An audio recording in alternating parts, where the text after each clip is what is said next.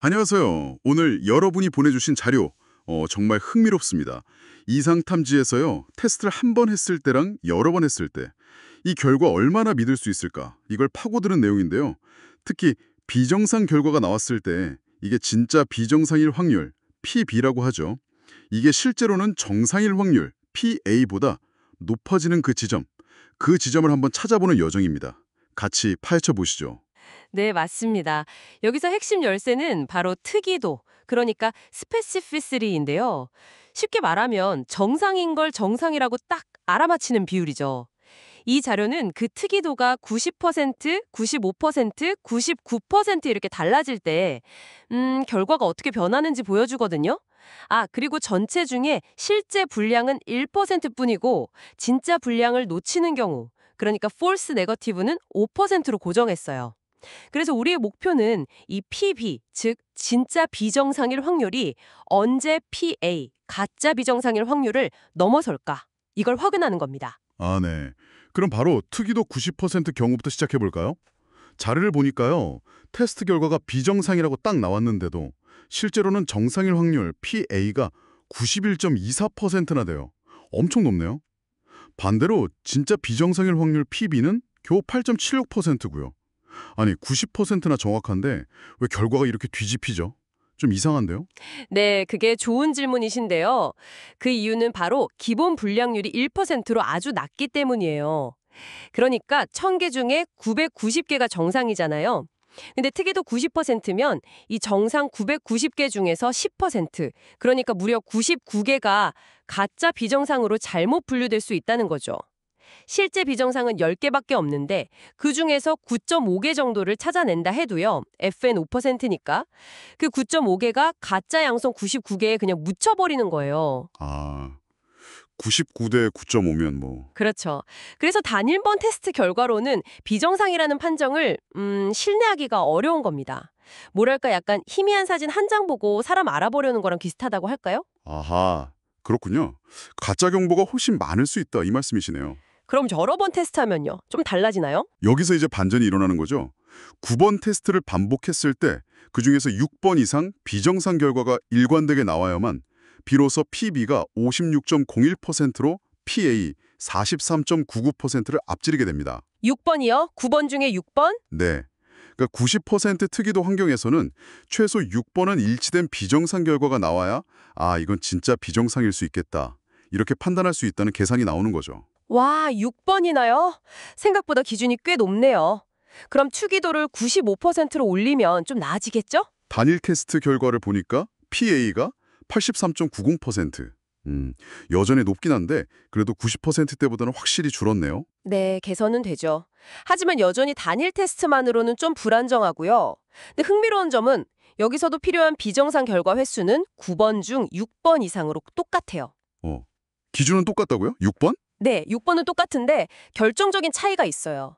일단 그 6번을 넘기면 PB가 무려 98.58%까지 치솟는다는 겁니다. 98.58%요? 네, 신뢰도가 그냥 극적으로 확 높아지는 거죠. 이야, 기준의 수는 같은데 확신의 정도는 정말 하늘과 땅 차이네요. 그럼 대망의 99% 특이도는 어떻습니까? 단일 테스트 결과가 PA 51.03%, PB 48.97%. 이건 뭐 거의 동전 던지기 수준인데요. 99%라 되는데도요. 그렇죠. 거의 반반입니다.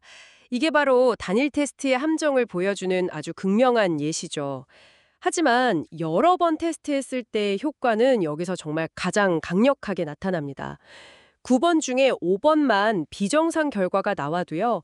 PB가 99.8%에 달해요. 5번만으로요. 와. 네, 6번 이상이면 뭐 사실상 100%에 가깝다고 봐야 하고요.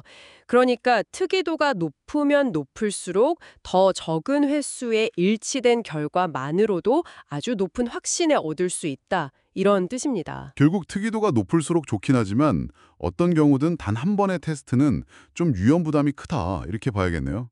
신뢰도를 제대로 확보하려면 여러 번 검증하는 게 필수적이고요. 정확합니다. 그리고 몇 번이나 테스트해야 하는지는 특이도에 따라서 달라지는 거고요. 여기서 또 하나 주목할 점이 있어요. 바로 기본 불량률, 그러니까 베이스 레이트의 영향인데요. 자료에 보면 불량률이 0.1%일 때 분석도 있거든요. 아, 1%가 아니라 0.1%요? 훨씬 더 드문 경우네요. 네, 이렇게 불량률이 더 낮아지면 어떻게 될까요? 특이도 90%, 95%에서는 오히려 더 많은 테스트가 필요해져요. 7번에 일치된 비정상 결과가 필요합니다. 잠깐만요. 더 희귀한 문제인데 왜 더 많은 증거가 필요한 거죠?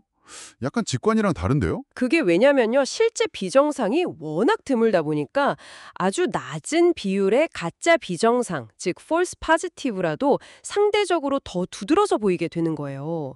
진짜 신호가 노이즈에 더 잘 묻힌다고 할까요? 그래서 진짜 신호를 찾아내기가 더 어려워지는 거죠. 아, 그렇군요. 가짜가 상대적으로 더 많아 보이는 효과가 있겠네요. 맞아요. 특이도 99%에서도 여전히 5번의 테스트가 필요한 건 똑같은데요. 이때 PB는 94.48% 정도로 불량률 1% 상황보다는 약간 낮아집니다. 결국 기본 발생률 자체가 최종적인 확신 수준에도 영향을 미치는 거죠. 와, 정말 복잡하면서도 중요한 포인트네요. 그럼 정리를 좀 해보면 단일 테스트 결과는 특히 특이도가 낮거나 발생률 자체가 낮은 경우에는 함부로 믿기 어렵다. 이거군요. 신뢰도를 높이려면 반복 테스트를 통해서 교차 검증하는 게 핵심인데 얼마나 반복해야 하는지, 그래서 얻는 확신의 수준은 얼마인지는 테스트 자체의 정확성, 즉 특이도랑 또 그 상황의 기본 맥락, 그러니까 불량률에 따라 달라진다. 이 말씀이시죠? 네, 정확합니다. 상황에 맞는 어떤 균형 감각이 중요해요. 단순히 비정상이라는 그 결과 하나에만 딱 집중하기보다는 그 결과가 나오기까지의 그 확률적인 여정, 그 의미를 함께 이해하는 게 더 정확한 판단으로 이어질 수 있습니다. 네. 오늘 이 분석을 마치면서 여러분께도 질문 하나를 던져보고 싶습니다. 여기서 살펴본 이 원리가요, 이런 통계적 테스트를 넘어서서 여러분이 매일매일 접하는 정보의 홍수 속에서 뭔가를 판단하고 결정을 내릴 때 어떻게 적용될 수 있을까요?